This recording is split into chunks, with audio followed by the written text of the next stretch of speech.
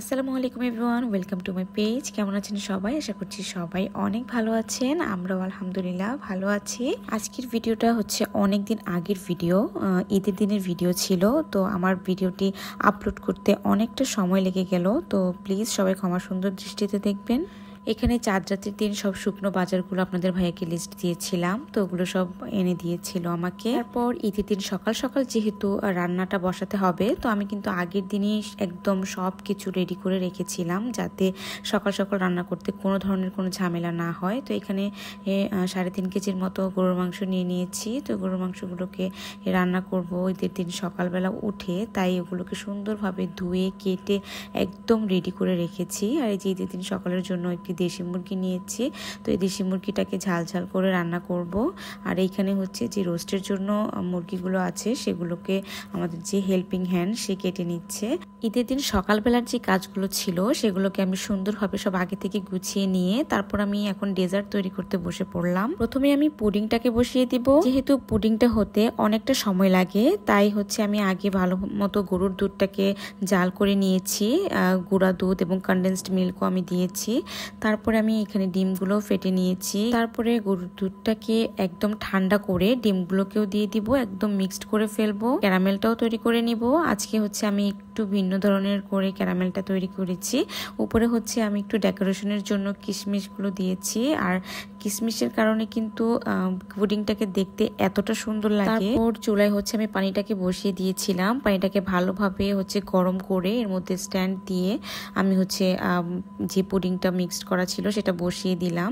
তারপর এই তো আমি এখানে কিন্তু যে লম্বা সেমাইটা আছে সেটাকে ভেজে নিচ্ছি। এই সেমাইটা দিয়ে হচ্ছে আমি 2 ধরনের সেমাই রান্না করব, জর্দা সেমাই আর হচ্ছে দুধ সেমাই বা শিরখোরমা। তো শিরখোরমা তৈরি করার জন্য কিন্তু আমি এখন এখানে দুধটাকে ভালোভাবে একদম ঘন করে নিয়েছি। তারপরে যে পরিমাণ মতো চিনি দিয়ে এবং কনডেন্সড মিল্ক, গুঁড়া দুধ, যা যা লাগে, গরম মশলা সবকিছু দিয়ে এখন হচ্ছে এই যে এতগুলো দুধের মধ্যে আমি কিন্তু অল্প একটু সেমাই দিব। সেমাই দিয়ে কিছুক্ষণ নেড়ে চেড়ে এটাকে আরেকটু ঘন করে আসা পর্যন্ত রাখবো। তারপরে এই তো আমি এখানে পায়েসের জন্য কিন্তু গরুর দুধ বসিয়ে দিয়েছি। গরুর দুধটা একটু জাল হয়ে আসলেই কিন্তু আমি এখন এখানে পোলার চালটাকে অনেকক্ষণ ভিজিয়ে রেখেছিলাম, প্রায় আধা ঘন্টার মতো। তারপর এটাকে আদো বাটা করে নিয়ে তারপরে দুধটার মধ্যে দিয়ে দিয়েছি। আমি আরেক চুলায় হচ্ছে জর্দা সেমাই রান্না করব। তো আমি জর্দা সেমাইটা কিন্তু একদম ঘিয়ের উপরেই রান্না করেছি, কোনো ধরনের কোনো তেল দেইনি। এখানে আমি বাদামগুলোকে ঘিয়ের মধ্যে দিয়ে দিব। বাদামটা ঘিয়ের মধ্যে দেওয়ার কারণে কিন্তু একটা শাহি ফ্লেভার আসে সেমাইটার মধ্যে এবং সেমাইয়ের টেস্টটা কিন্তু দ্বিগুণ বেড়ে যায়। তারপর একে একে নারিকেল, চিনি, সেমাই সবকিছু দিয়ে মিক্সড করে আমি এখন সেমাইটাকে রান্না করে ফেলবো। এই সেমাইটা কিন্তু আমি এবার ফার্স্ট টাইম রান্না করেছি এবং খেতে এতটা মজা হয়েছিল, সবাই কিন্তু প্রশংসা করেছে। এখানে আমার পায়েস কিন্তু অলমোস্ট ডান। তারপরে এই যে দেখুন পায়েসের কালারটা কতটা সুন্দর হয়েছে, তাই না? পায়েসের মধ্যে কোনো ধরনের কালার বা ক্যারামেল ইউজ করিনি। এটা ছিল ঈদের দিন সকালবেলা, একদম সকাল সকাল উঠেই কিন্তু আমি এখন রান্নাটা বসিয়ে দিয়েছি। যেহেতু আগের দিন রাতের বেলা আমি সবকিছু একদম গুছিয়ে রেখেছিলাম, তাই আমার কিন্তু সকাল সকাল রান্না করতে কোনোই ঝামেলা মনে হয়নি। আমি কিন্তু এখন মাংসটাকে কষিয়ে রান্না করব, তাই কিন্তু আগে থেকেই মশলাটাকে ভালোভাবে কষিয়ে নিয়ে মাংসটাকে দিয়ে দিলাম। আসলে ঈদের দিনের রান্নার কিন্তু একটা আলাদা রকম টেস্ট থাকে, যেটা হয়তো আল্লাহর রহমত বলতে পারেন। কারণ ঈদের দিনের যে খাবারগুলো রান্না করা হয় সেগুলোর টেস্ট যেটা আসে আসলে সারা বছর রান্না করেও কিন্তু ওই টেস্টটা আসে না। তারপর এই তো মাংসটাকে হচ্ছে আমি ভালোভাবে কষিয়ে নিচ্ছি এবং কষাতে কষাতে হচ্ছে এই যে দেখুন মাংসের কিন্তু যে পানিটা ছিল সেটা কিন্তু বেরিয়ে এসেছে। আমি কিন্তু আর কোনো পানি অ্যাড করব না, এই পানিটা দিয়ে কিন্তু মাংসটা একদম সিদ্ধ হয়ে যাবে। তারপরে এই তো রোস্ট রান্না করব। রোস্ট রান্নার জন্য মুরগিটাকে আগে ভেজে নিচ্ছিলাম। আমার পায়েসটা দেখুন কতটা ইয়ামি লাগছে, তাই না? তারপরে এই যে এখানে বাদামগুলোকে আমি সুন্দরভাবে কুচি কুচি করে নিয়েছি। এখন এগুলোকেও সুন্দরভাবে ঘিয়ের মধ্যে একদম ভেজে নিব এবং এই ঘিয়ে ভাজা যে বাদামগুলো আছে এটা পায়েসে দিলে কিন্তু পায়েসের মধ্যে একটি শাহি ফ্লেভার আসে।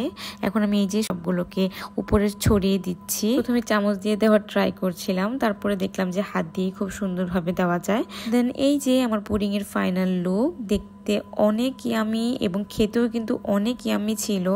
উপরে কিশমিশের কারণে কিন্তু একদম একটা মানে একটা আলাদা লেভেলের একটা ফ্লেভার চলে এসেছিল।